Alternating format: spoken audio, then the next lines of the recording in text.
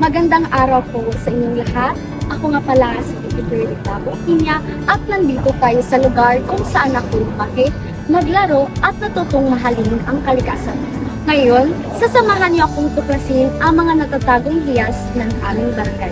Ang barangay Tabon-Tabon ay puno ng ganda at pinto. At ngayong araw ay nasasabik akong ibahagi sa inyo ang dalawa sa pinakamagandang tanawin dito. Una ay ang bundok ng Tagbanahan na nagbibigay ng tanawing hindi mo malilimutan.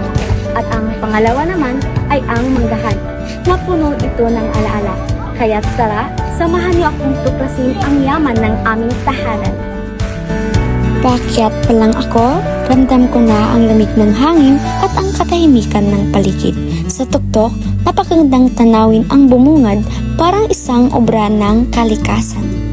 Ang batis dito, sa bawat tunog ng agos ng tubig ay parang musika. Sa paligid nito ay ang mga tanim na tulad ng kangkong, saging, gabi, at mga pako. Bawat tanawin dito ay nagbibigay buhay at alaala ng aking kabataan. At isa sa pinakapaborito kong puntahan ay ang Manggahan.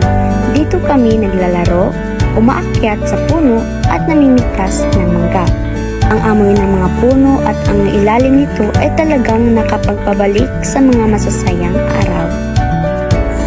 Ang paligid ay malawak at nagbibigay ng natural na ilalim mula sa matinding init ng araw, kaya't madalas itong puntahan ng mga residente at bata para maglaro o magpahinga.